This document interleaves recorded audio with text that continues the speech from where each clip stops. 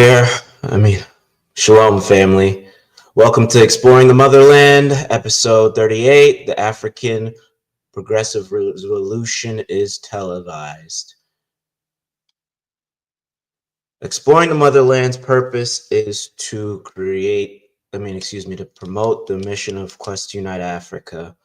The mission of Quest Unite Africa is to create economic development and critical infrastructure for the African continent and the African diaspora as a whole. We do this through our four main strategies that would be medicine, business, cultural engagement, and technological innovation.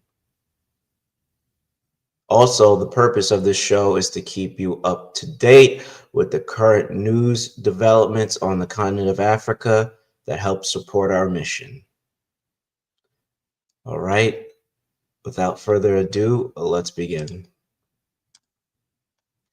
U.S. focuses on persecution claim as white South Africans seek resettlement.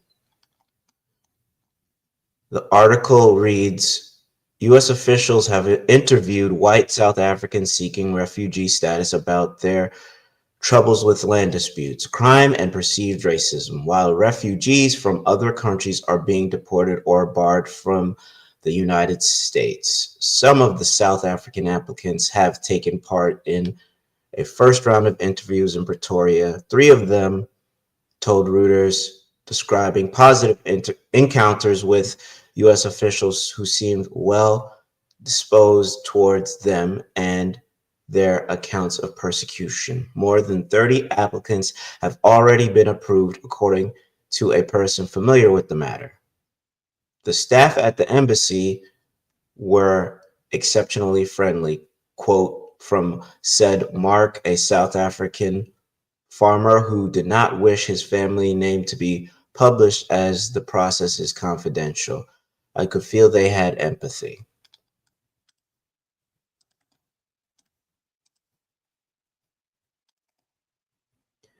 And the article's in the chat, and I'll also put links to the videos in the chat as well.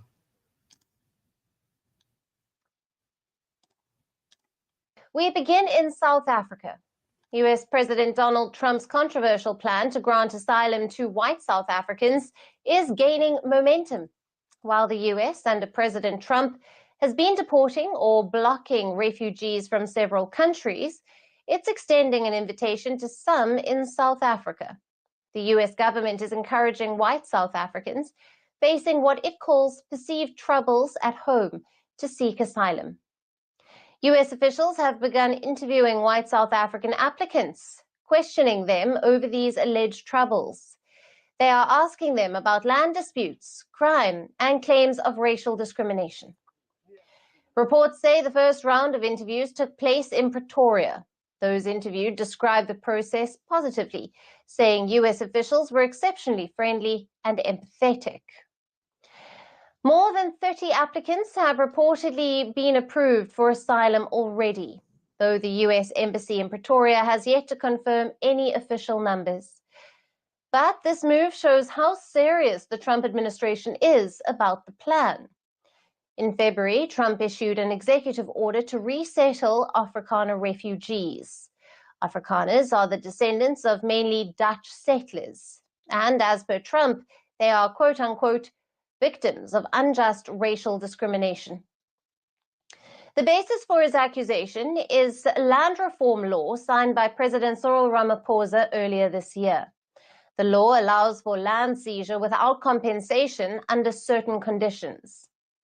White South Africans still own over 70% of farmland.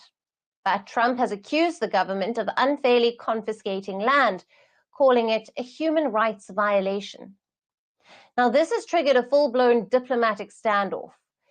The US has cut all aid to South Africa, expelled its envoy, imposed sweeping tariffs, and even skipped critical G20 meetings, all while pushing ahead with the refugee plan for white South Africans. Now, with this tweet on white genocide, the tensions have further escalated as Trump ally and South Africa-born tech billionaire Elon Musk accused the South African government of supporting a white genocide. While South Africa has strongly rejected the allegations, it has been pushing for dialogue. Just yesterday, President Ramaphosa, while hosting Ukrainian President Volodymyr Zelensky, spoke with Trump on a call. They discussed the war in Ukraine and also agreed to meet soon to address bilateral issues. Still, the US is moving forward with its punitive measures, even though prominent white South African organizations, some of which once lobbied for the policy, have rejected the resettlement offer. Yet, reports suggest up to 70,000 white South Africans have expressed interest in seeking US asylum. The International Organization for Migration, which helps displaced people worldwide, has reportedly declined the Trump administration's request to assist with resettling Afrikaners. So, how will the US move forward with this controversial plan? And how will Pretoria respond? Now, for more on this, we have with us Phumlani Majozi, author and political analyst, who is joining us live from Johannesburg. Thank you for being with us. Great to be here. Thanks for the invitation. Phumlani, what does the United States' decision to begin processing asylum seekers' claims from white South Africans signal about its stance on South Africa's domestic land reform policies? And could this be interpreted as a political message, or is it purely an immigration matter? Well, we can assume at this point that the Trump administration is very serious about the issue, that they've initiated the processing. That shows that they are serious. And I would like to advise your audience that we shouldn't expect the Trump administration to stop this. It will continue, even though the president of South Africa has said that the two of them have decided to, or they plan to have talks in the future. But we shouldn't expect that this process is going to stop. The Trump administration will go ahead because they've taken this issue seriously.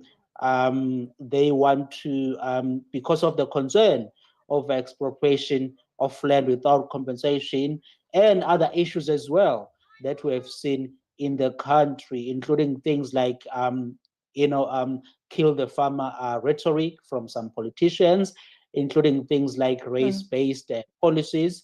All those things have been a concern to the Trump administration with respect to South Africa, especially since South Africa has been a beneficiary of the AGOA program, right?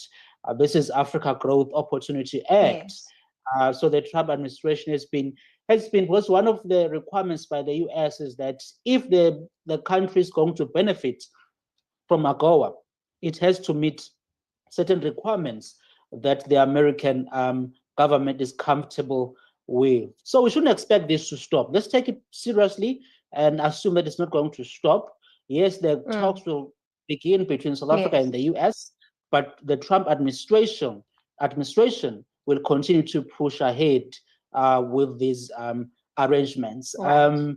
South Africa has been a focus, and we shouldn't expect that this is going to go away anytime soon. Yes.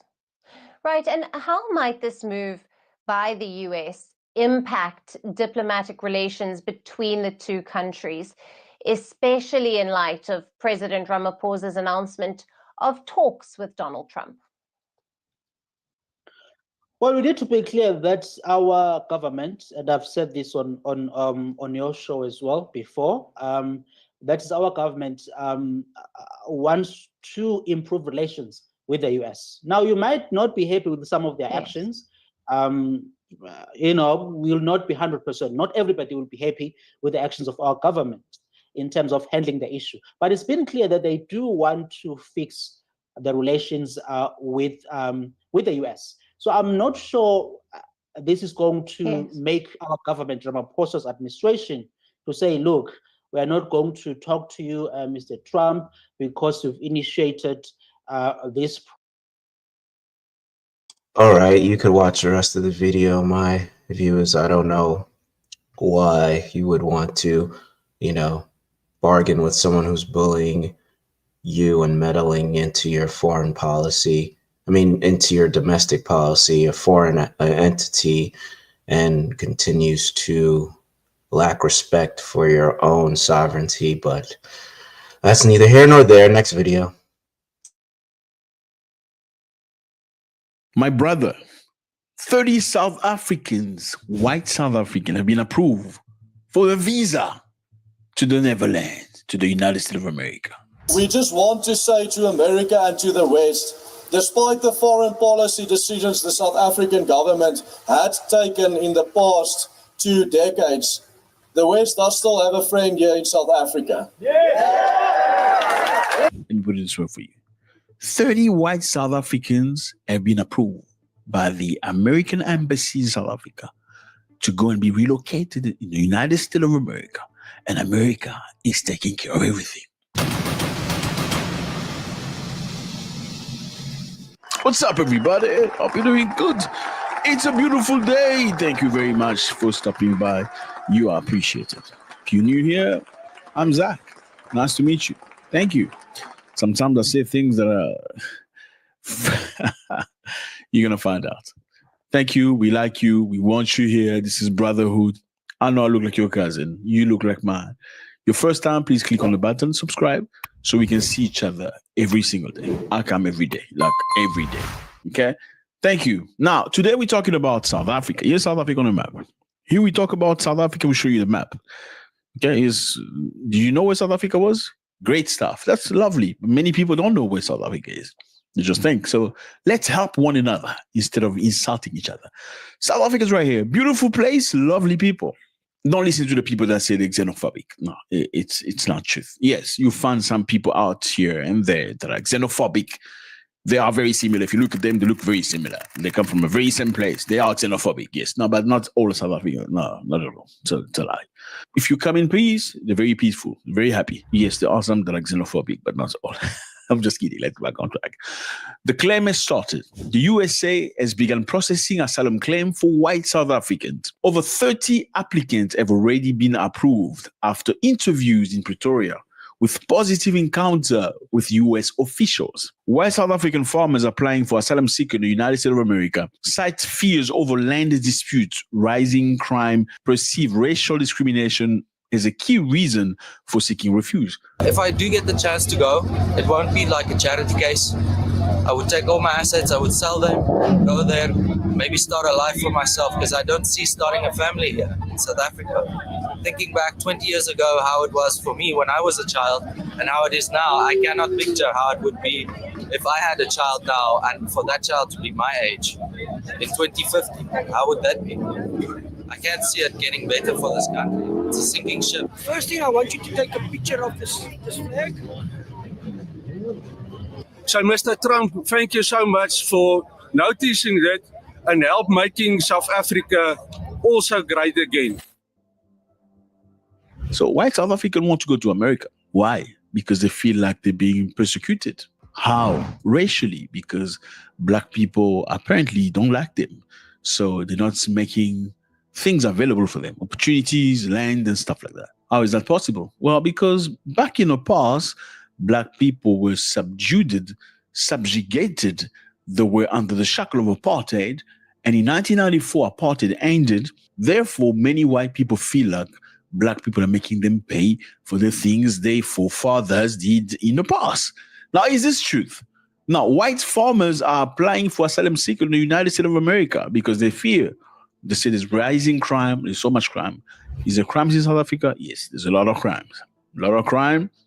Matter of fact, South Africa is ranked among the country with the highest level of crime in the world. You have Cape Town, Johannesburg, Durban.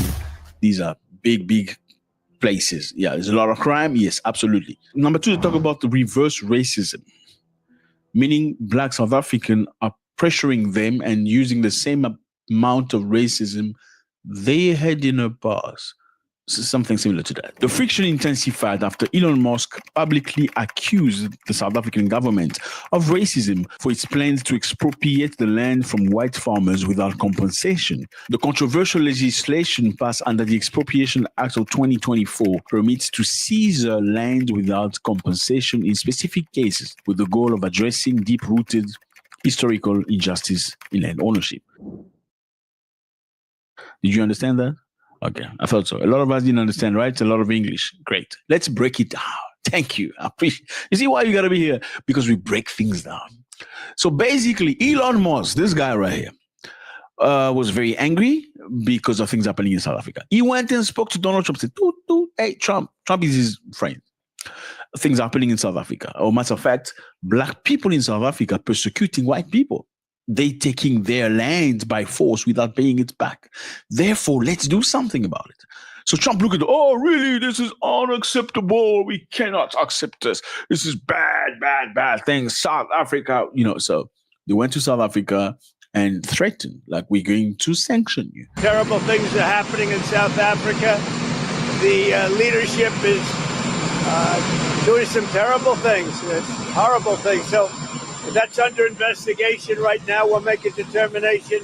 And until such time as we find out what South Africa is doing, they're taking away land, they're confiscating land, and actually they're doing things that are perhaps far worse than that. Number one, they cut aid. USA used to provide aid to South Africa. It's in terms of PEPFAR. PEPFAR is a program that's allocated to people living with HIV. Okay, it's not just South Africa. Many African countries actually benefit from PEPFAR. Now, South Africa gets some of its ARVs, which are tablets for people living with HIV, from the program of PEPFAR. So America decided we're not going to send you anything through PEPFAR anymore. So all social workers, health workers, medication, finish. Why? Because Elon Musk told Trump that things are happening in South Africa and black people are persecuting and doing bad things to white people. Now, let's get back in the past. In the past, South Africa was part of Africa, like many other countries. You're probably asking yourself a question, how did white people get to South Africa? They came into South Africa looking for a better life, okay? Now, unlike most white people in Africa, like Britain that took Kenya, Uganda, Nigeria, France that took Cote d'Ivoire, Benin and Senegal and all that, white people of South Africa came to stay in South Africa. Okay, these other whites, British, Germans, came to steal and go. They came for timber, for gold, for diamonds, and leave. Now, we're not going to say that white South African did not come for timber, gold, and diamonds, but at least they came to stay in Africa. They didn't come to steal and go. However, the way they came wasn't the friendliest way. Okay, they didn't want to be part of any black community. They wanted to create their own community in Africa. Now, when white people of Europe came to Africa, they sliced Africa into small pieces. They called them countries. They never used to be countries before 1884. It's never existed. It was just a big land like this, okay? There was no country. All these boxes were allocated to each other amongst Europeans. Why? Because Europeans going to Berlin in 1884 did not want to fight each other in Africa. The goal was, let's go to Africa. Let's loot. Oh, look, there's gold, diamond, iron, whatever, you name it. But let's not kill each other for the same thing. But let's not unalive each other for it. Why was that necessary? Because they unalived each other many times in the past in Europe. Now, unlike the white South Africans of today, their forefathers went to South Africa with the goal of taking land by force and just staying and creating their own community. Unfortunately, it was at the price of many lives.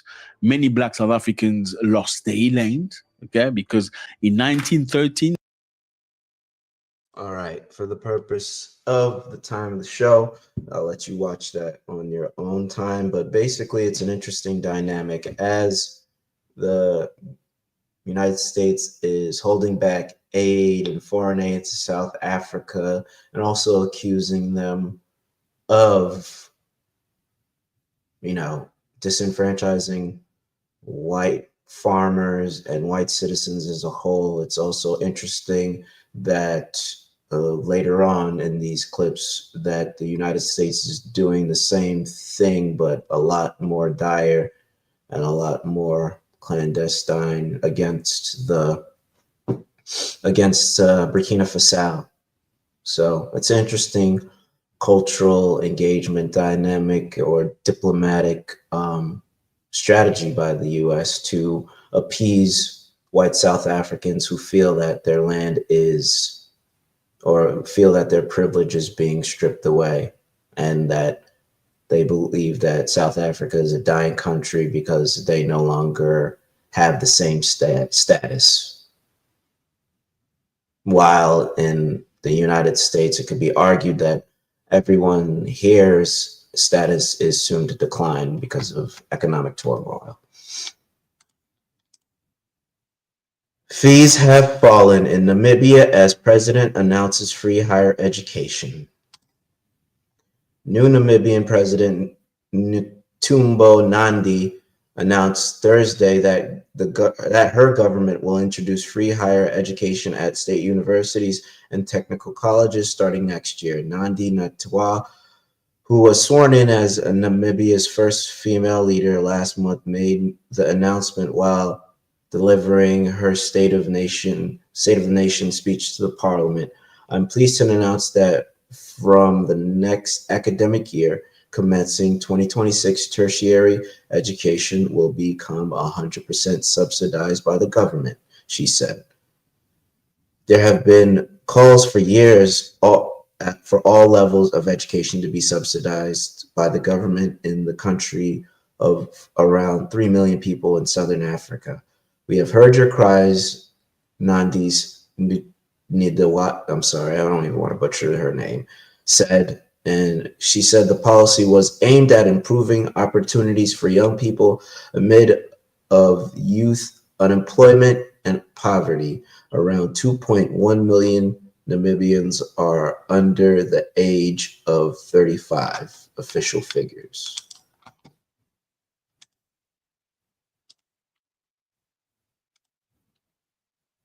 Fellas, today we're talking about Namibia.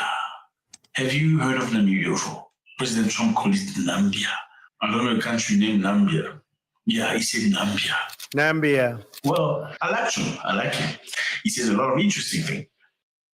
Thank you very much for stopping by. You appreciate it. Today we're going to dive into Namibia. Here's a map. Beautiful place, lovely people. Thank you for stopping. I see you. I mean, if you stop already, it's a good vibe. This is family. This is where you want to be.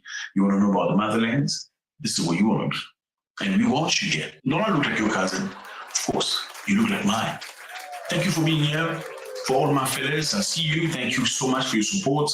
We're making this bigger and it feels great. You know, they say we can't come together for the good things. We cannot come together for good benefits. We cannot come together for helping each other. It's a lie. Okay, I appreciate everybody and I thank everybody that's part of our personal groups. Thank you for growing this. Please, everybody click on like before we continue.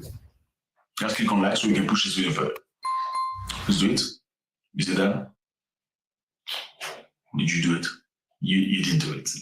Please do it.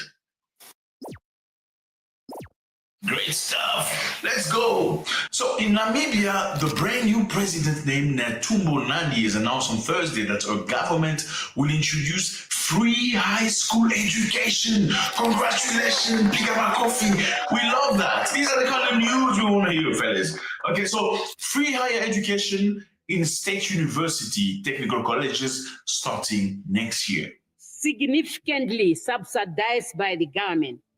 I'm pleased to announce that from the next academic year, commencing 2026, tertiary education will become 100% subsidized by the government.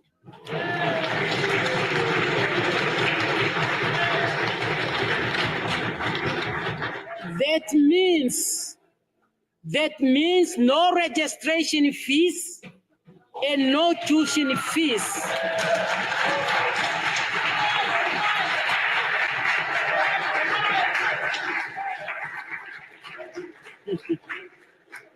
At all public universities and technical and vocational education centers. This president is not playing, okay? She's brand new. She's a mama. You know, in Africa, everybody that could be somebody else's mother, we don't call them man. We call them mama. Yeah, mama means mother. It's out of respect because in Africa, generally, a child is never one person's child. A child is the entire community's child, meaning if your child comes into the community, it is the duty of everybody to make sure that he grows up appropriately, or at least be taught mannerism and the right things to do in the street. So somebody from your neighborhood could see your child trying to hook into somebody else's car. Hey, you, get out, where are you going? I will tell your mother. Yeah, and no problem. Unfortunately, it's not exactly the same way it used to be in the past because people have too many rights right now. You can't talk to my child like this, so people kind of just pull back, you know. Anyway, we are in Namibia. Now, we call this lady Mama Netumbo Nandi Ndaitwah. She's a brand new president in Namibia. She's taking power and she's coming with a bang. No stories, let's just make things happen.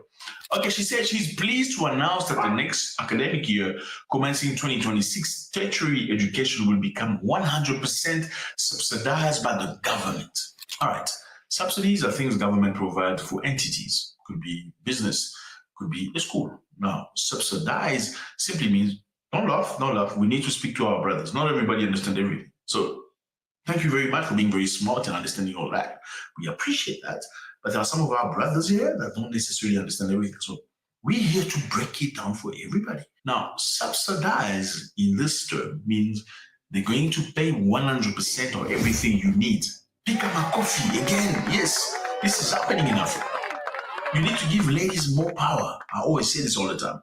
Now, Namibia already provides free education in public elementary and high schools, though parents still typically have to pay for school uniform and stationaries, books, and hostel fees. So, yeah, school uniform, parents have to provide stationery, books, and hostel. I mean, Namibia is one very stable country. Okay?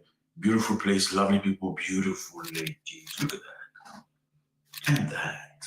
Beautiful ladies, look at that. And that. My brother just hold on a second. They are good-looking men too, but we don't look at men. So, okay, let's continue. It's beautiful to see that this policy will remove tuition fees and registration fees at universities and colleges. Why is this important? Because many Africans are very much capable of doing this, but they don't do it. Okay, it's costly. Why? Most of the time it's because they can make money out of you paying the salary. Yeah.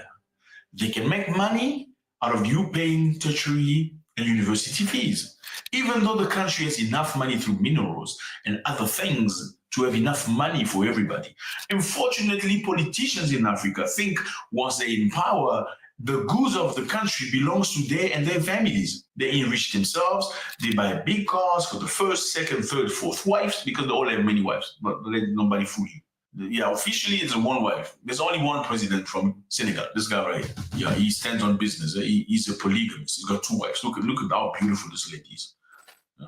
Yeah, he's official. In Senegal, polygamy is authorized, and we respect that. What we don't respect is a president who told his wife that he's got one wife, or he just want to marry her, then after he becomes president, he takes 4, 5, 6 wives. And unfortunately, the first lady cannot divorce because he's the president. You're leaving the president. Where are you going? Don't mind, Zach. You could be. Anyway, let's go back to Namibia. Now, Namibia has a beautiful history and a very dark one as well. It was called German Southwest Africa from 1884 to 1915. You remember, Europeans came to Africa. They took over land, took over places. They named them countries. They chopped them just like pizza. I mean, not even like pizza. Pizzas have structure. They just went cutting people from their brothers, a brother here, a cousin on the other side. They became different nations. Crazy stuff. Now, Germany took Namibia as the British took Kenya, Uganda, and stuff. Germany claimed the area as a protectorate in 1984 during the scramble for Africa, a period which European power divided the African continent among themselves. Namibia became one of Germany's most important colonies in terms of natural resources, particularly mineral and livestock. Now, something bad happened at that time. The Germans don't talk about it. When you hear people talk about bad people and bad things, they don't mention this. Well, fellas, in Namibia, during the Alright, I put the rest of the video in the chat. It's definitely an important initiative to have the youth get access to free education. because once they have education and access to education or higher education, they could, formulate ways to progress the nation and to help the nation get out of its poverty. The old adage that the children are the future and the youth are the future, of course, because they're their future labor workforce, and to put their education at the forefront and to give them access to education is paramount to basically being able to create critical infrastructure, future builders, architects, and other developmental professions that could be created with education, and different vocational schools. It's endless and limitless as to what education can do to help a nation. Namibia's new president, Netumbo Nandi-Ndaitwah, the nation's first female leader, has emerged as a formidable force, taking decisive steps that resonate powerfully with the revolutionary fervor of Burkina Faso's captain, Ibrahim Traoré. In just weeks since her historic inauguration on March, Nandi-Ndaitwah has unleashed a series of transformative policies: free tertiary education, a restructured oil and gas sector, a demand for reparative justice from Germany, reciprocal visa policies, and a vision for visa-free travel for Africans that signal Namibia's unwavering commitment to reclaiming its destiny. These moves not only mirror Traoré's radical reforms in Burkina Faso, but also herald a new era of African unity, economic independence, and cultural pride. Hit that like button, subscribe, and join me as I reveal what the main media will never tell you. In a move that sent shockwaves across Namibia and beyond, President Netumbo Nandi-Ndaitwah announced on Thursday, April the 24th, 2025, during her maiden State of the Nation address, that tertiary education at all state-run universities and vocational training centres will be fully subsidised starting in 2026. I am pleased to announce that from the next academic year, commencing 2020-26, tertiary education will become 100% subsidised by the government, she declared to a stunned parliament in Windhoek.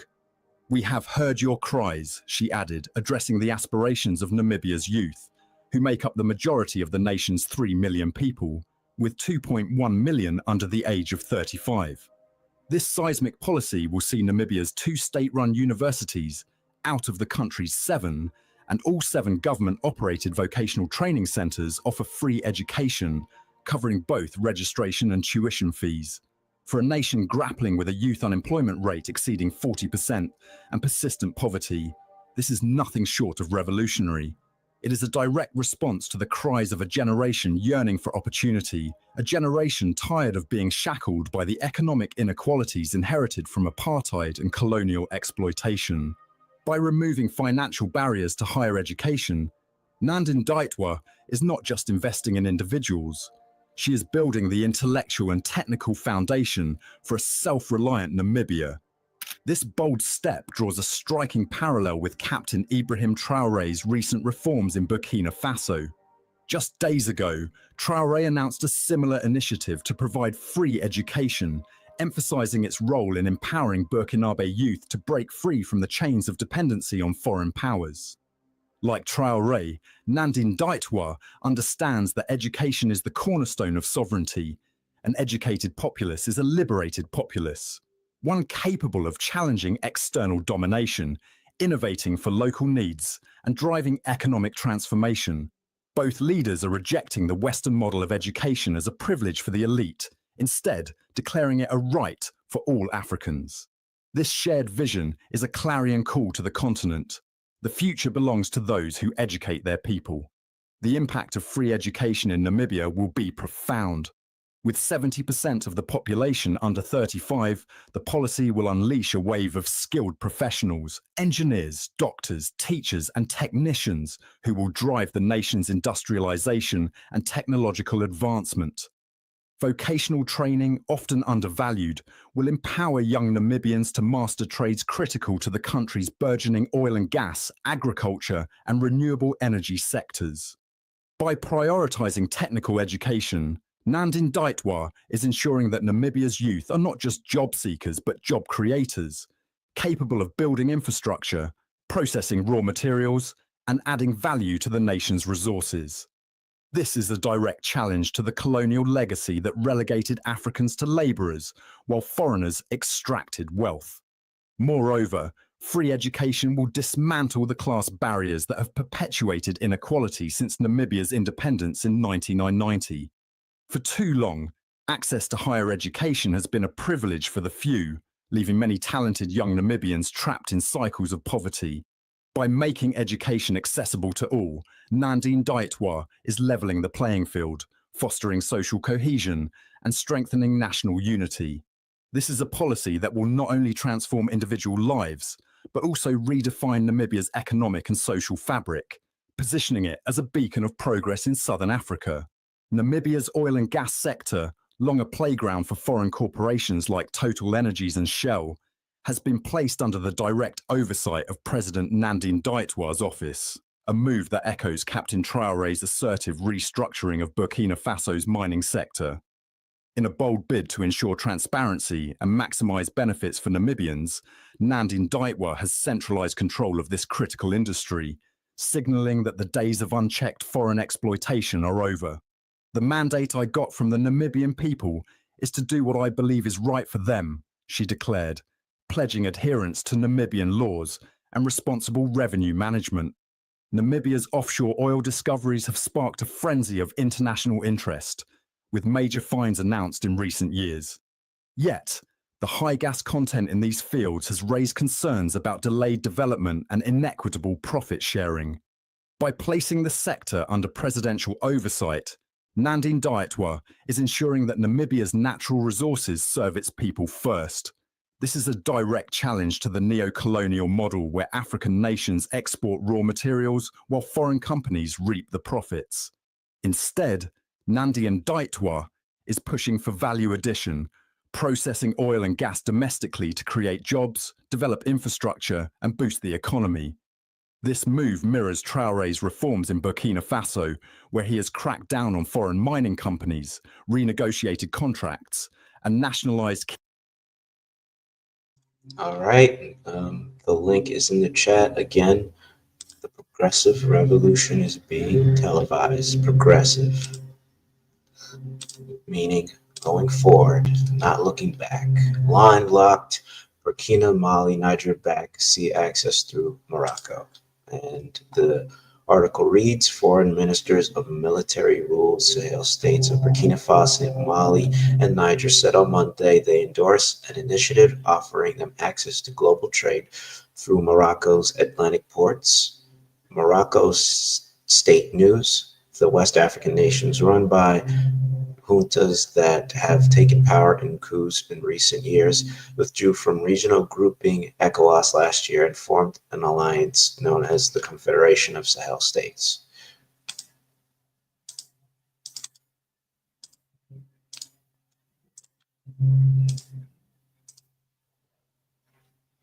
And for our last story today, let's shift our focus to North Africa.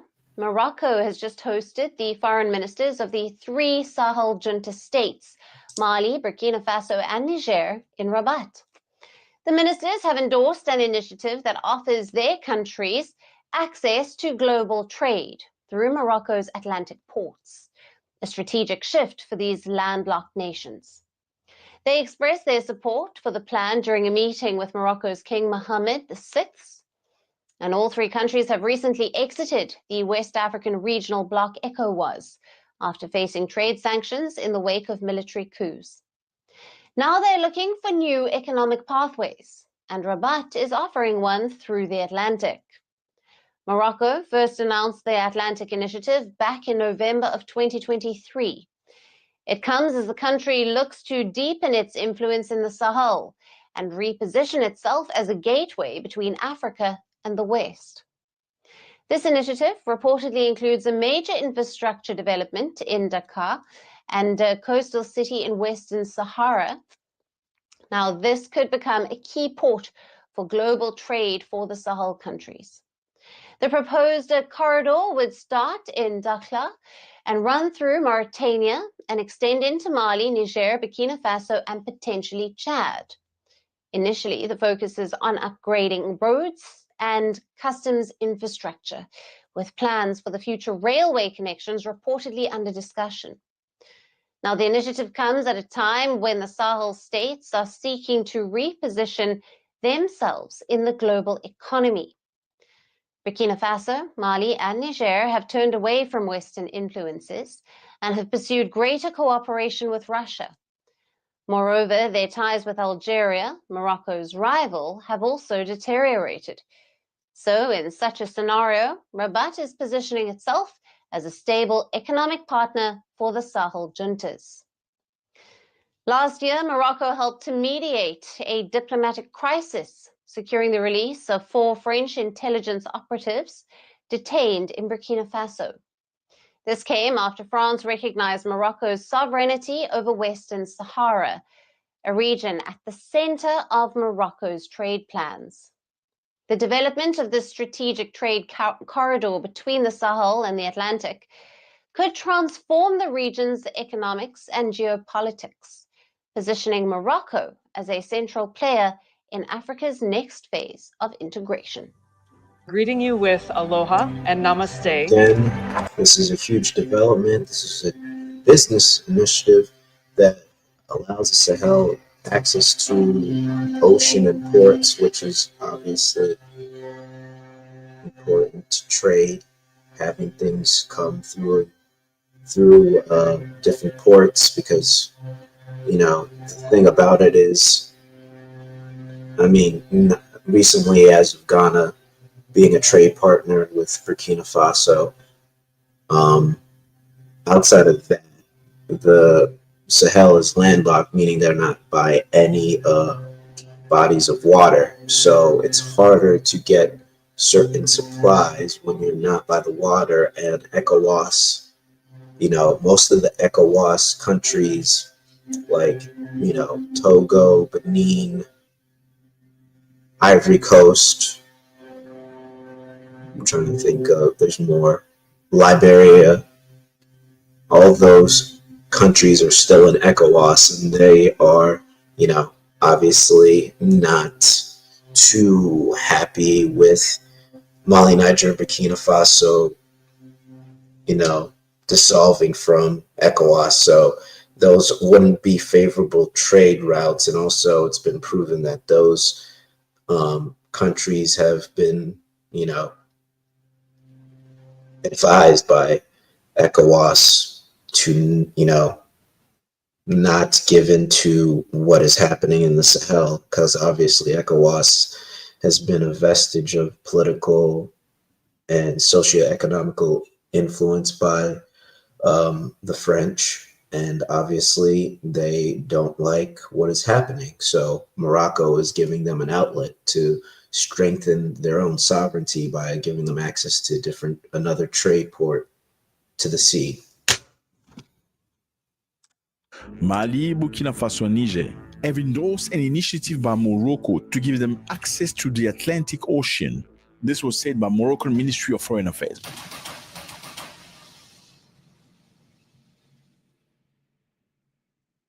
I know you heard about this many, many times, but I'm going to say it again.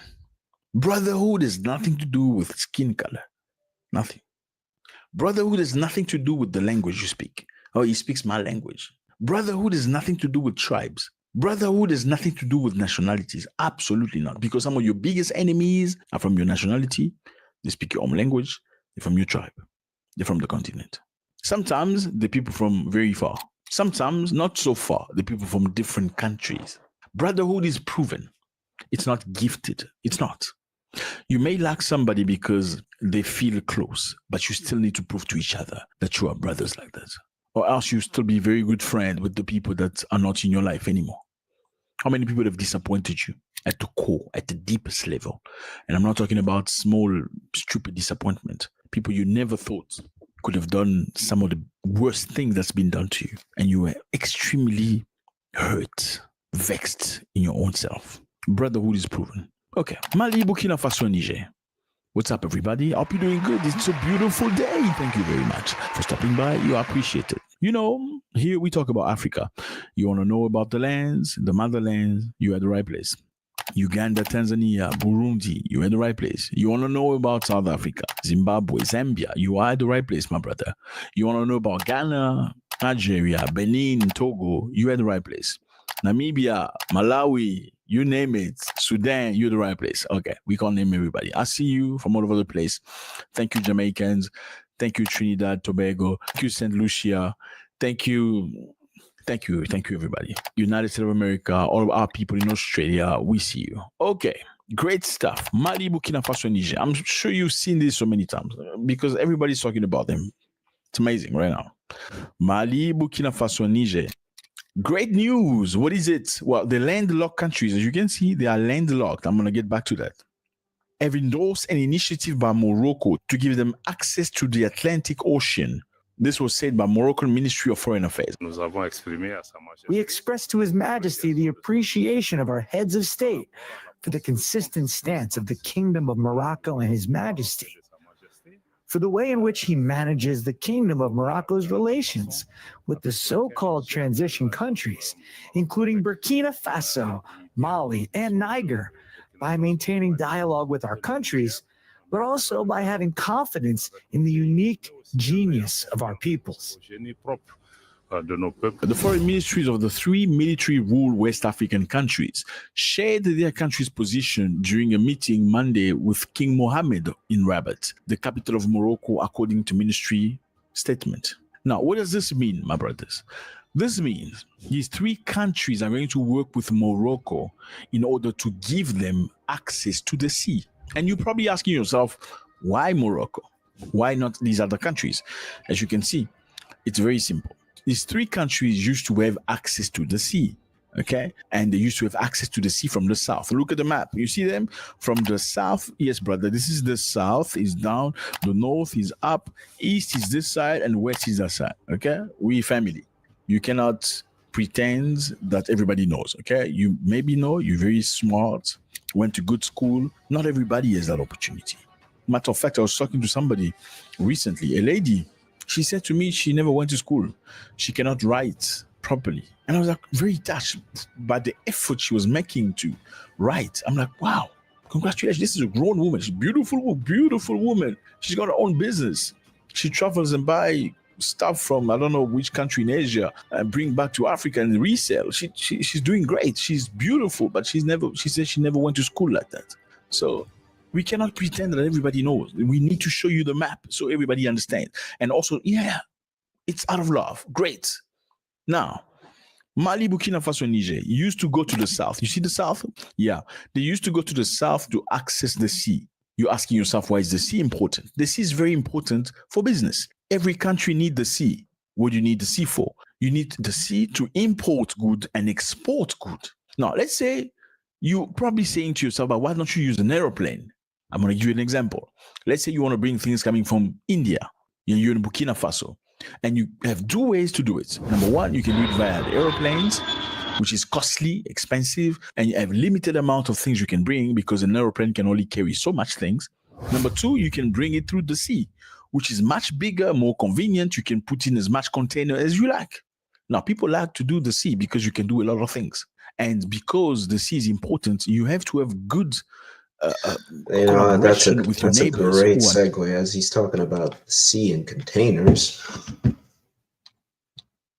I'm going to again put the initiative for this container to help send medical supplies to Burkina Faso as a donation of goodwill and as a token and symbol as showing that we are in solidarity of the flourishment of Burkina Faso and its pursuit for freedom, economic freedom, and critical infrastructure. We've already raised $23,947. we are about $40,000 away from our goal. So whatever you send will help. And as you all know, Ibrahim Traore has invited the diaspora to Burkina Faso and has opened up the country to diasporans, and he made that a point in his speeches and continues to show that he wants us back and acknowledges us as his brothers and sisters who have been lost. Segue over. Next to the sea so they can give you access. However, a couple of years ago, these three countries, Mali, Burkina Faso, and Niger, removed themselves from ECOWAS. What is ECOWAS? This is ECOWAS. You see the map? These countries are ECOWAS. ECOWAS is a group of countries coming together, supposedly to help each other because they're brothers. Again, now we are brothers. They help each other in a way where you don't need a visa to go to an ECOWAS country. If you're part of ECOWAS, you can go and trade. You can buy things at a very cheap price or without paying tax when you're part of ECOWAS. But unfortunately, Mali, Burkina Faso came out of ECOWAS. Why did they come out of ECOWAS, you're asking yourself? Because they were not happy. They disagreed. Why did they disagree? They disagreed because Mali, Burkina Faso, and Niger wanted to come out of colonialism. You asking yourself, what is colonialism? Simply, France, Britain, and these other European countries came to Africa, colonized Africa, split it into small parts, called them countries. Countries never existed a long time ago. Europeans created countries. Once they created countries, they were looting, stealing, taking gold, diamonds, uranium, you name it, for themselves. Okay, what does Mali, Burkina Faso, and Niger have together in common? They were colonized by the French. France colonized these countries for many years. In the 1960s, they freed them. They gave them what they call independence. However, they still control the economies of these countries by running things appropriately. Now, these countries recently had enough. They said our presidents are just puppets. They're not working for the interests of our people. Therefore, we need to topple them so we can actually run the country and serve our own people. They did it. By only way, it wasn't through election. It was by force. They took the country by force. They overthrew the president. Three of them together. Now, these other countries of ECOWAS were not happy about that. They say you must go through democratic procedures or process. You cannot take the country by force. These countries say, okay, this is our destiny. We are making a choice. We've had enough of France. France can go. We want to stay. Now, ECOWAS, unfortunately, receives money from the European Union. Yes, an African organization that gets money funded by European Union and many other institutions. Now, if you are funded by somebody external, do you really have power of decision? Not very much. Many people from these three countries believe the European Union was pulling the strings to get ECOWAS against Mali, Burkina Faso, and Niger. Now, let's get back on track. The reason. All right, he's just reiterating what I said earlier.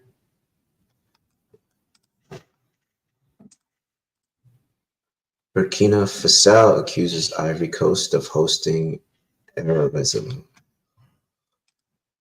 And let me put the link in the chat.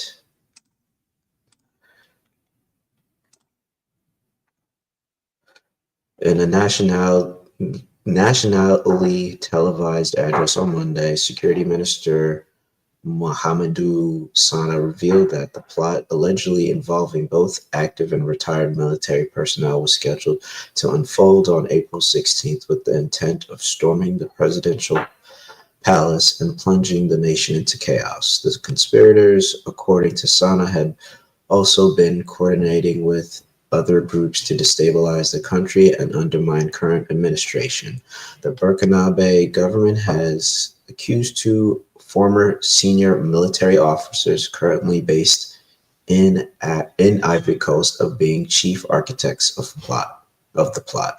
While specific names were not publicly disclosed, Sana confirmed that communications and logistical links between the alleged plotters and insurgent networks had been identified. As of Tuesday, Ivorian authorities have not issued a response to the accusations. Has come with something very new that most African people don't see. Now, what he's saying is all the instigators, all the brains are all located in Ivory Coast. That's where they come from. That is where they cook all the plans. Whatever happens lately came from Ivory Coast. Now, why is that, you're asking yourself? Because Burkina Faso, Mali, and Niger, these countries, I'm going to give you context, kicked away France. Who is France? France is their colonizer. France colonized Burkina Faso, Niger, and many other African countries. Look at the map. All these countries were colonized by France for many, many, many years ago. And most of these countries were freed in the 1960s. Now, they were freed, however, they had to sign a piece of paper that said, we, the French, are leaving you alone. However, we want two things. Number one, we want to keep our military in your cities, in your town. Number two, we want you to use our currency. No, it's going to be your currency, but we're going to print it for you. Why is that? So we can keep the power of manipulating your market value. So colonialism ended? No, many experts don't believe so. However, it has been like that for many years. Every African country that was colonized by the French, that had a leader that seemed to be looking at the interest of the people, was kicked out. Was either unalived or they kicked, if he's sorry for him, they don't unalive him, but they found another person. A puppet was clearly working for the interest of the French. Now, very lately, these three countries, Mali, Burkina Faso, and Niger, decided enough is enough. We are toppling our president because they are not working for the interest of the people. Our people are suffering. Our people are in hunger. They have no job. There's no roads, no hospitals. But in the meantime, these international companies, especially from France, are making big revenue in our country. We cannot accept this anymore. Number one, all three countries kicked out the French. Okay. The French soldiers, number one, stayed there out of that contract that they signed. Number two, they said they were fighting also the terrorist groups that are in that side of Africa. You remember Gaddafi? Yes. After Gaddafi, they toppled Gaddafi. It was NATO with France and America toppling Gaddafi. They toppled Gaddafi and brought people that they called freedom fighters. Those freedom fighters are Arab-looking people. Now, those freedom fighters, after toppling Gaddafi and creating mayhem on that side, most of them drew down to Burkina Faso, Niger, and Mali. Those are the same freedom fighters that are creating mayhem this side. Now, the French said, we are here to support you to fight these terrorists. They were not freedom fighters anymore. They became terrorists. Now, these are the people French, through Sarkozy and Obama, brought in that side. You remember? Yes. These are the same people now, the same French are fighting in Burkina Faso, Mali, and Niger. Now, Burkina Faso, Mali, and Niger say, you know what? Thank you very much. We think you need to go because it's been a long time. You've been here for a long time. We are tired now. We're going to handle this ourselves. It looks like the more you stay here, the stronger they get. It makes no sense. You're supposed to be the healer. You're supposed to bring solution. Now, how come you've been here for so long, but these people are still here and they're getting stronger? Now, they got drones now. They have big cars. Who gave them the cars and the drones? Question mark. Now, they toppled their presidents. Niger toppled, Mali toppled, and they were run, all three of them, by the army. Now, what's the issue with Côte d'Ivoire? Côte d'Ivoire, right here, is the best friend of France. Not the people of Côte d'Ivoire, but the leaders. Why? Because apparently they've had a very good relationship for a long time. Therefore, Côte d'Ivoire, at least the leadership, is loyal to France, not to the brother. And now, Burkina Faso has accused Côte d'Ivoire of hosting and protecting all the people that are looking to come and do coups in the country. Let's continue. Les terroristes qui endeuillent notre pays, ils en sont les porte-voix. Ils amplifient aujourd'hui les attaques terroristes et tous les jours, ils travaillent donc à démoraliser nos forces combattantes. Et ce sont des gens aujourd'hui qui ont renié leur patrie, qui ont renié la terre dans laquelle est enterré leur cordon ombilical. C'est extrêmement grave, mais ça montre aussi à quel point ces individus-là sont sans dignité. Donc, ils sont tous en Côte d'Ivoire. Nous le disons, les faits sont têtus. C'est regrettable. Le chef de l'État l'a dit. Because the man is very sad. He said, I regret. It's sad to see a brother. Like, why is a brother hosting my enemies? It's sad. We're neighbors. Why my neighbor? Let's go. Entre les peuples burkinabés et ivoiriens, il n'y a aucun problème. There's no issue between people from Burkina Faso and Ivorians. There's no issue, no problems. And this is very smart, very wise, trying to separate the authorities from the people of Côte d'Ivoire. He said there's no issue between our people and the Ivorian people. It's the heads, the leadership. Let's go. Ce sont des peuples qui ont toujours vécu en bonne intelligence, en toute fraternité. Et aujourd'hui, il est pratiquement impossible de séparer ces deux peuples-là, qui sont fortement imbriqués par l'histoire. It's impossible to separate these two people. Look, I've been to both Ouagadougou, which is the capital of Burkina Faso, and Abidjan, the capital of Côte d'Ivoire. They're all beautiful places to be. Abidjan is very interesting when it comes to socialite life, you know, nightclubs and restaurants. It's a very, very interesting place. Now, there are many Burkina Faso people that live in Abidjan. They are married to people from Abidjan. People from Abidjan live in Burkina Faso. They are married to one another. Some people even say that the president, some people say, I'm not saying, some people say the president of Côte d'Ivoire origins come from Burkina Faso. You know, so what is going on? Let's go. Par la géographie. Et c'est difficile aujourd'hui dans certaines zones de voir une famille qui n'a pas un frère en Côte d'Ivoire.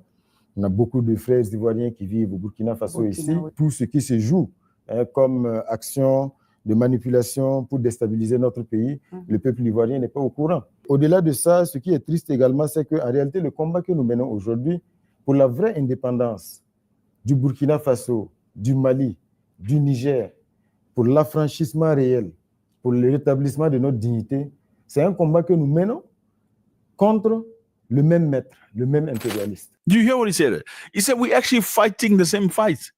Whether it's us, Mali, Niger, we are fighting the same master. People from Côte d'Ivoire also do not realize that we are fighting the same master they are subjected to. Et aujourd'hui, le peuple ivoirien est victime également de ce même impérialiste qui domine, exploite, nourrit les tensions, et ça a toujours été ainsi. C'est pour dire que c'est un combat qui, en réalité, devrait unir les peuples burkinabés, les peuples ivoiriens, maliens, nigériens, les peuples d'Afrique. It's a fight that should have brought all these Africans together, not a fight to separate each other.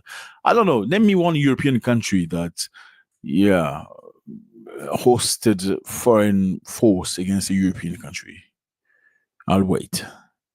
Doesn't exist.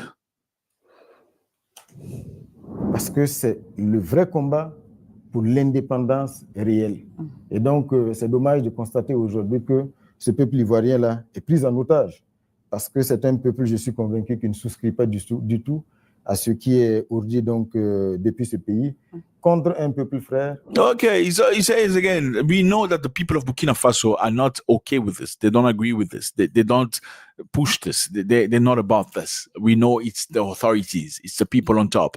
They're the one that's eating the money. They're getting the sponsorships. They're getting the things. You know, Africans, you want to separate them, just put money inside. It's being simple. Africans, you want to put them apart, put money inside. Say, if you do him wrong, I'm going to pay you. Easy, immediately. Let's go. Contre un pays frère qui nous demande aujourd'hui d'avoir la liberté de pouvoir donc... Look at the map again. I want you to see the map. This is Burkina Faso. This is Côte d'Ivoire. Okay? Now, they've said that American base or American soldiers are coming to Côte d'Ivoire after being kicked from here. You see, this is Niger. They kicked them away from Niger. When Niger kicked out French soldiers, Americans were also there. They had a base of about 1,000 military. They thought they were going to be spared. After Niger did away with the French, then they told Americans to leave as well. They were very shocked. So Americans had to find another place to go to. They negotiated Côte d'Ivoire and Benin. You can see Côte d'Ivoire and Benin. Now, Côte d'Ivoire and Benin don't talk to Niger or Burkina Faso and Mali. Yeah, let's go. Donc, travailler pour l'épanouissement du peuple burkinabé et surtout de pouvoir donc s'affranchir de tous les liens qui sont là depuis longtemps. Le moment est venu donc de casser, de briser toutes les chaînes. Et je pense que le capitaine Thomas Sankara le disait, l'esclave qui n'est pas capable d'assumer sa révolte ne mérite pas que l'on s'apitoie sur son sort. Aujourd'hui, le peuple burkinabé assume sa révolte et tous les liens, toutes les chaînes seront brisées. That's what it is, fellas. That's what it is. I think it's very interesting to see as clearly this man is 43 years old, good looking, well dressed, proud of his African roots, looking at you in your eyes, talking straight, not going curvy. He said something more about General Langley. the general in charge of AFRICOM, which is the representation of the United States of America military presence in Africa to protect American interests. Let's see what he had to say about him. Une réaction officielle à travers un communiqué du ministère des Affaires étrangères. Mais tout ce que nous pouvons dire, c'est que c'était avec une grande surprise. Et nous avons donc découvert cette déclaration qui ne s'appuie sur aucun rapport. Okay, so General Langley says something about Burkina Faso. He said Burkina Faso is doing everything they can. They're actually mismanaging their gold reserve to protect their own interests. He's talking about the people in power, talking about Ibrahim Traoré. He's using the gold from the country for his own purposes, bringing in China and Russia. The people of Burkina Faso are actually suffering. They don't see it. But in the meantime, apparently Burkina Faso is building roads, hospitals, and schools. So who's telling lies? This is what Langley said. Absolutely, Chairman. I see this, and I don't mind calling them out, but Captain Tory and Burkina Faso, as they know that both, whether it's their gold reserves, that is all those proceeds are just in exchange to protect the junta regime. And now this is the response of the Prime Minister of Burkina Faso. Et on est d'autant plus surpris que cela vient d'un général qui a plutôt vocation à gérer des questions militaires. Okay, so we're surprised to see that it comes from a general. I mean, the general is supposed to be treating military issues, not internal political issues of other countries. Notamment donc l'US Africom, dont il est le patron. Donc, c'était vraiment une grande surprise. Et ce qu'il faut dire déjà, c'est que ça n'a aucune chance de prospérer, cette manipulation. Parce que tout simplement, quand vous prenez le Burkina Faso aujourd'hui, grâce à la vision du chef de l'État dans le domaine de la production aurifère, c'est ce qui se passe, c'est du jamais vu. It's a manipulation. This is just a propaganda trying to make us look bad. I mean, just look at what the president is doing right now. It has never been done in the past. Never been done in the past. The thing is, some people believe they don't want you to show the world that you are capable of achieving greatness without their help or without their system. You need to use this system. You need to go to World Bank. All right. For the purpose of time, you can watch the rest of this video, and I put the other video in the chat because, yes, it's pretty self-explanatory. We see that the lines are being drawn. ECOWAS still has states that are willing to do whatever the French government wants it to do. Ivory Coast, is being used as a state that will carry out their agenda. And obviously it's been discovered, and it has sparked a huge cultural engagement initiative of everyone's coming together throughout the diaspora. Next story.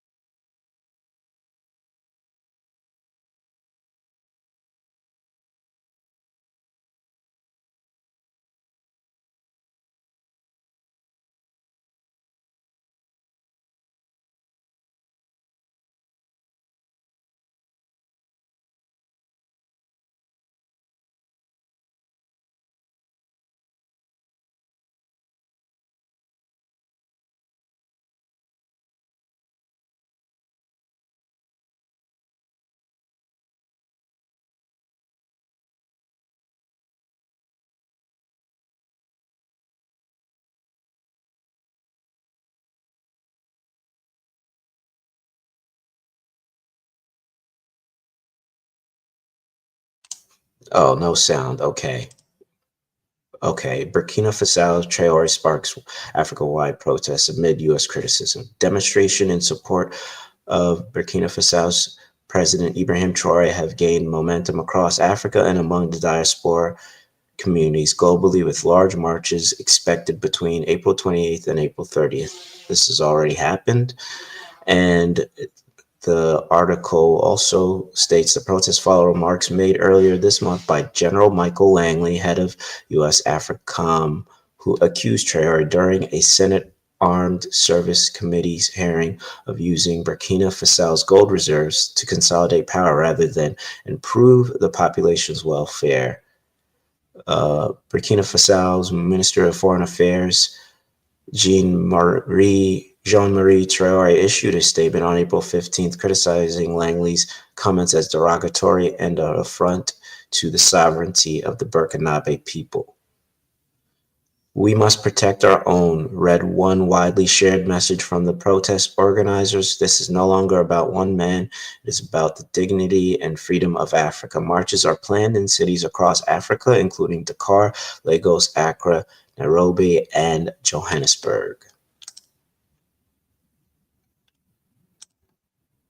The recent assassination attempt on Burkina Faso's fearless leader, Captain Ibrahim Traore, has ignited a powerful wave of Pan-African solidarity.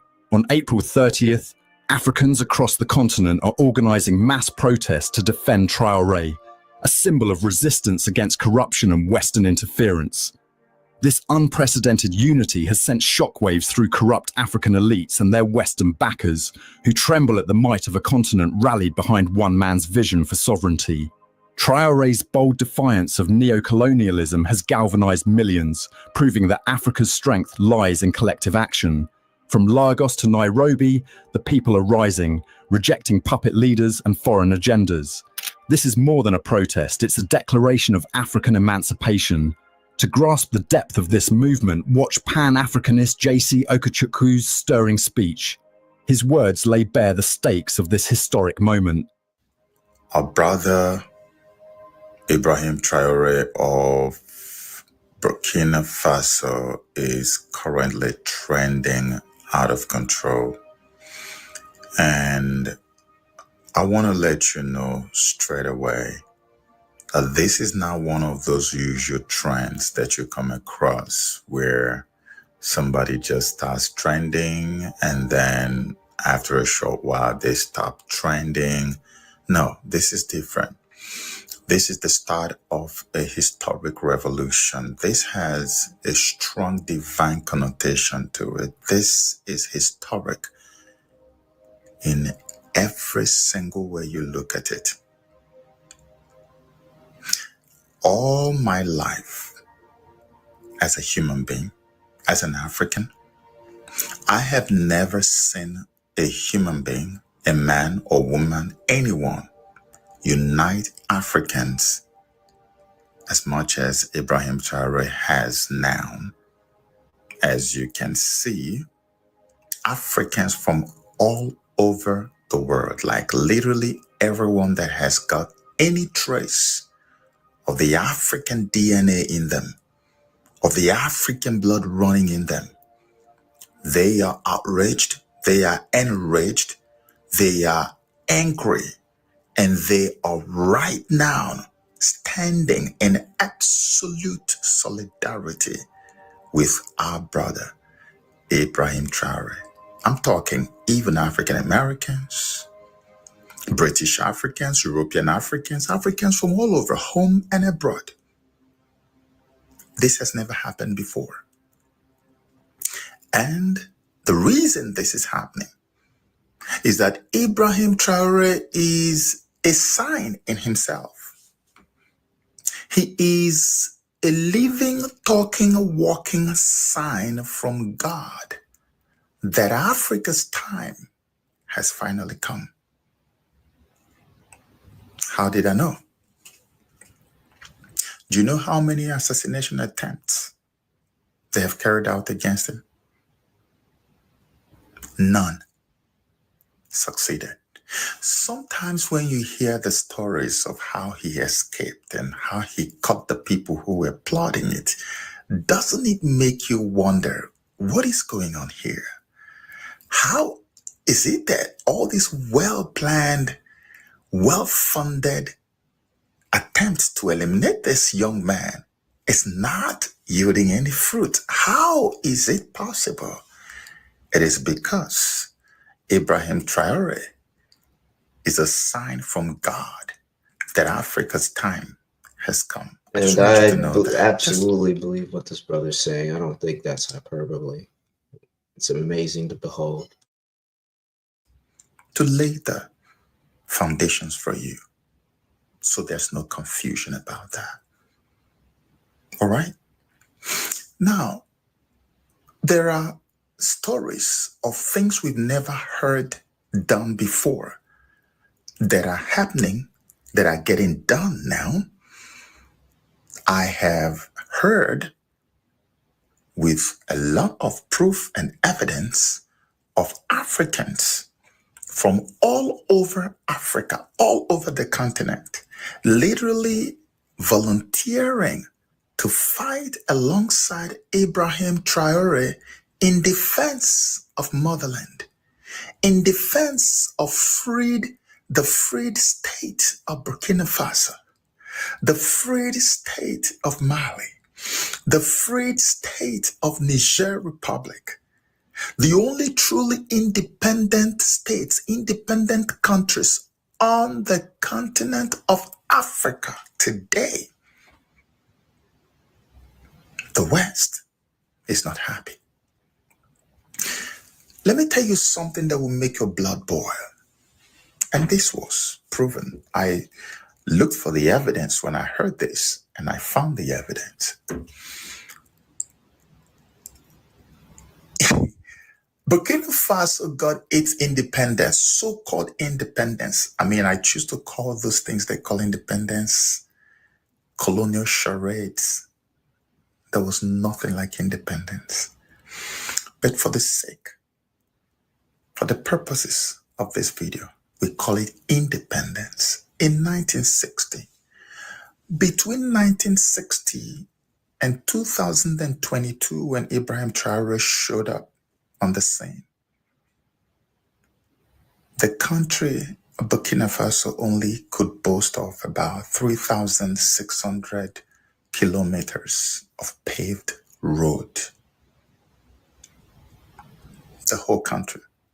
3,600 kilometers of paved roads. Like, this is one of the biggest gold producers in Africa. And Exactly. They completely have no critical infrastructure to move goods and products and services, all of that is needed. But that's changing. And this is a long speech, so you can watch it on your own time. But again, this is a huge, monumental time in history. I don't think that's hyperbole again or an exaggeration.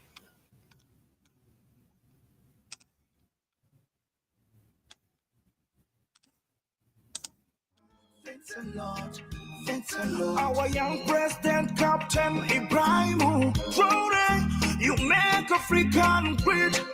Our brother Assimi Kutakmal has become great. Thank you, Africa, Mama Africa. Oh yeah, you make African great. Thank you, freedom. True. We stand with Captain Traore. We stand with Traore because we know that Traore stands for the unity of Africa. We are Traore, and Traore is all of us. If they kill Traore, you must know they would have created another wound in the continent of Africa. We must defend him the same way we defend the unity of Africa. Comrades, we must know that everywhere else in the world today, the people want to crush South Africa because of what South Africa stands for. We must never allow that South Africa must be bullied by imperialist forces. America must never tell us what to do. The same United States, which is furious at being cut off from the riches of Burkina Faso, cannot tell us what to do. We must defend China for defying the USA and telling the USA to go to hell because they don't understand how the tariffs works. Donald Trump is an enemy of himself and all of us. And he must know the EFF is not scared of him. The EFF is not scared of Israel. The EFF is not scared of Morocco. The EFF is not scared of the imperialist forces. The EFF will stand on the side of the people. Ladies and gentlemen, Africans are awakening. Africans, I see, are coming together. And this must not end to Captain Ibrahim Traore. We must raise our voices to reclaim our position, our wealth in the continent of Africa. Right now, we have one task to liberate this continent economically. And that's why they are trying to remove Captain Ibrahim Traore, because they see Captain Ibrahim Traore is awakening Africans. And they fear that the awakening of Africans is reclaiming of their resources. If we are going to reclaim our resources, they are going to lose jobs. They are going to lose raw materials for the industries. And that's why they are trying to do everything to remove Captain Ibrahim Traore. We should not allow what happened in DRC, in Sahel at that time, when they removed and assassinated Patrice Emery Lumumba. Look at what Congo looks like now after assassination of Patrice Emery Lumumba. Congo never be the same again. Look what happened to Libya right now after assassination and removing of Muammar Gaddafi. And one thing that is paining, they are using we Africans. We have been used to destroy our heroes. We, the current generation, we must confess. We must say we should not commit this big sin of betraying our hero. Our elders have betrayed Gaddafi. They did nothing to Gaddafi. They allow Gaddafi to be assassinated under their watches. And I'm sure if Africans, our leaders, mobilized, came together and say Gaddafi must be alive, today Gaddafi has to be alive. But because our leaders didn't come together, didn't raise their voices, Gaddafi was removed from power and assassinated. So this time, we, the current generation, we are saying we are going to stand with Captain Ibrahim Traore. If you held us, you failed to protect your fellow and our hero. This time, we have decided to take our responsibilities. We young people, wherever we are, make sure that you raise the voice. You raise the voice and say something to those who want to destabilize Burkina Faso. And we must understand that if they will succeed to remove Captain Traore, they will move to another leader. Because Traore will not be the first. They did the same to Sankara. And of course, they have been threatening even Traore himself that you see Sankara, where is he? They did it to Sankara, Patrice Lumumba, Marcus Garvey, Malcolm X. The list goes on and on, but I feel like this is the time where it stops, and this cultural engagement initiative for solidarity and the protection of Burkina Faso will help the diaspora and African continent come together to start progressing and developing Africa. And this is the last and final story. This is what it looks like when we come together in solidarity for our brother and our people.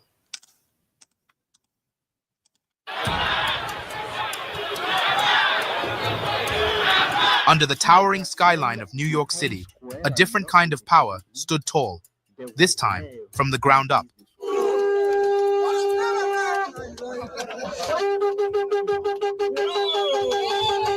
On April 30th, African voices thundered through Times Square, not in fear, but in fierce solidarity with Captain Ibrahim Traoré of Burkina Faso. These weren't just Burkinabe expats.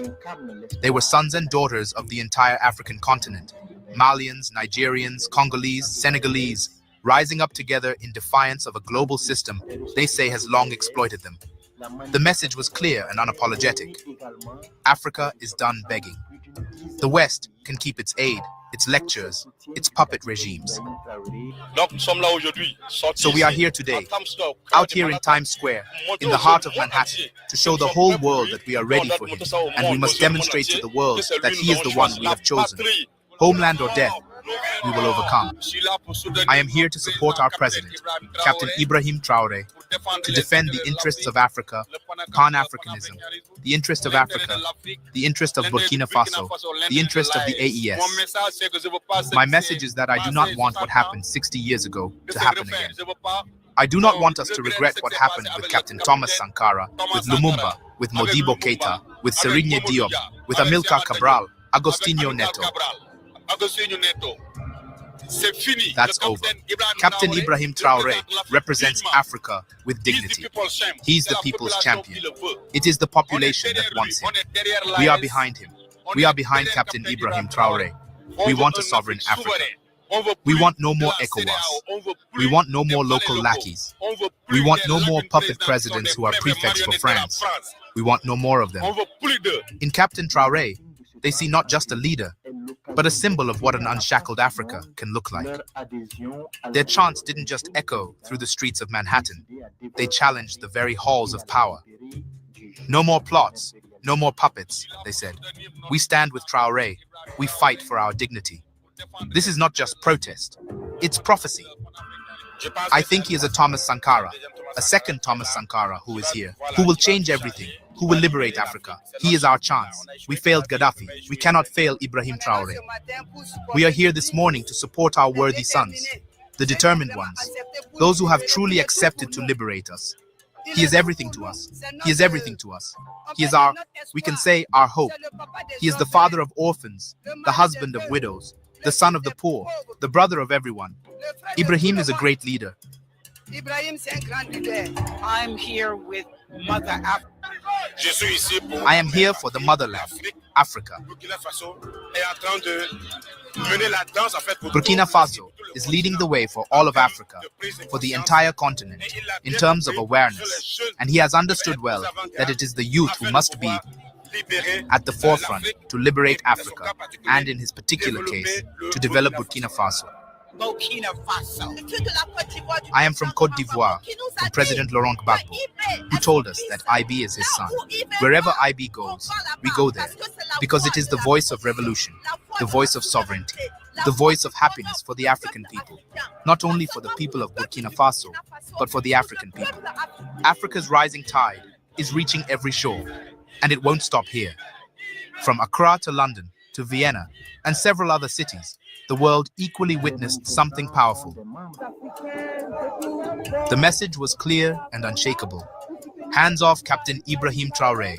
Hands off Burkina Faso. Hands off Africa. These were not random gatherings. They were coordinated flames in a wildfire of resistance. African diasporas and their allies flooded the streets with chants, banners, and conviction, rejecting the veiled threats and manipulations of men like U.S. General Michael Langley. Across continents, the name Ibrahim Traoré echoed like a drumbeat of defiance. In Vienna, young Africans called him the blueprint. In London, imperialism was denounced with no apologies. In Accra, the people stood tall, refusing to bow to a system that has robbed generations. Just like already mentioned, in New York, the message rang loud outside the embassies of France and the US. Africa is not yours to dictate. Captain Traoré has become more than a president. He's a lightning rod for a movement that says the age of exploitation is over. This is not symbolic, it's seismic. Africa is standing, and this time, it will not sit back down. I am dazzled by what Captain Ibrahim Traoré is putting in place in Burkina Faso. And of course, me, like all other young Africans, we want our leaders, our presidents, our politicians, to be like Captain Ibrahim Traore. We are together. We are with you from Vienna, Austria.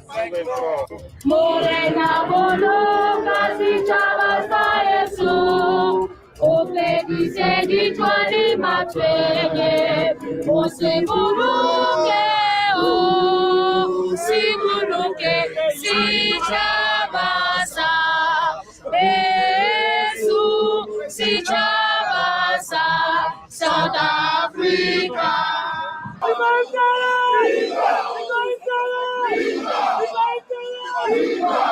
The message today is that Donald Trump, General, they are not going to touch Ibrahim Traore. The whole Africa is standing up right now. We are saying we are not scared of you. If it means death, bring it on. We are ready for you. One Africa is our minerals. The time is now. We are standing. Amanda! We have to fight for our land. Viva l'Afrique! Viva! Viva l'Afrique! Viva!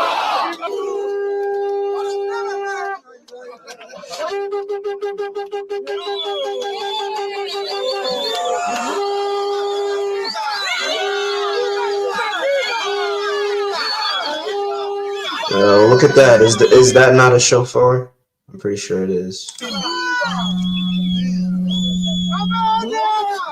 We are tired of being exploited. Yes. I'm talking about the whole Africa. Yes. I'm not talking about South Africa. Yes. I'm not talking about Mozambique. Yes. I'm not talking about Congo. Yes. I'm talking about the whole Africa. Africa. We are tired of being exploited. Yes. The time is now for us to unite and fight for our minerals. Yes. We need each other more than ever. I won't make any excuses or examples of other races. Yes. We blacks, yes. we Africans, yes. this is our time now. Yes. We need to unite now. Yes. We are here to show solidarity to Traore and the people of Burkina Faso.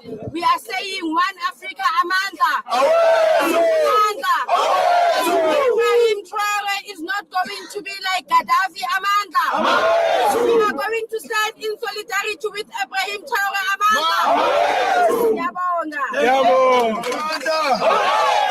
Amanda. Do not be scared. You must not be scared. The Americans, they must know one thing. The contracts that they have is with our corrupt leaders. Yes. Not with us. Yes. We, as the youth of Africa, we are taking control over our mineral wealth. Yes.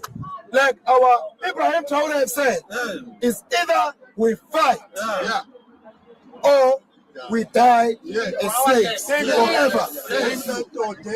If we do not fight right now, the future for our children is going to be doomed. If we do not stand up now, the young ones that are coming, the future is going to be doomed. So that is why today we are gathered here into this embassy to tell them that they are no longer safe.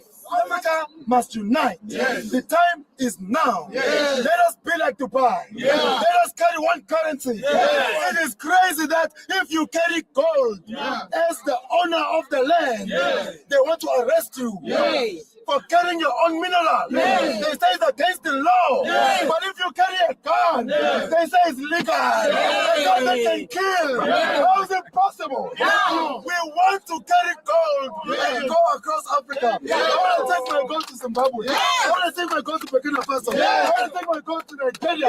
Do business.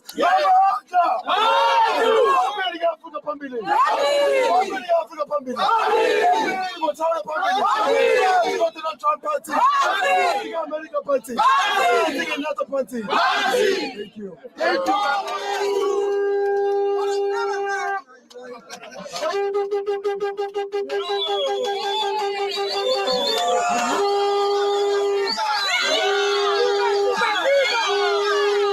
Please support our effort to scout the internet and bring forth uplifting updates about the mother. All right, that is the end of the show.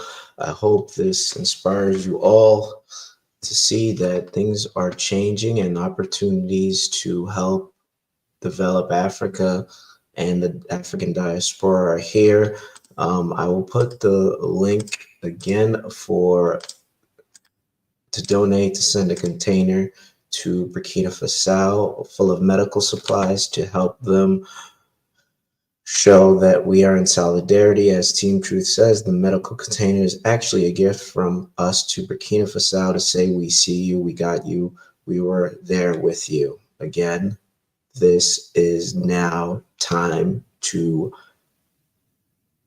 have your voice heard or use whatever resources you can to help build a future for you and our future generations. This is literally all what Quest Unite Africa was created for, and it's kind of, you know, chilling. As Jewel Hill said that I was getting goosebumps. I was getting goosebumps too. I just felt everything that young brother was saying about the time and the urgency. So with that, everyone, Shabbat Shalom. I hope you enjoy the rest of your day and your weekend. Please share this show with anyone who isn't aware on or needs inspiration and how they can help. And please comment, like, and subscribe. Let me know what could be done to make this show better. I know this is almost like a 2-hour show, but I felt that it was necessary to show everyone what was going on.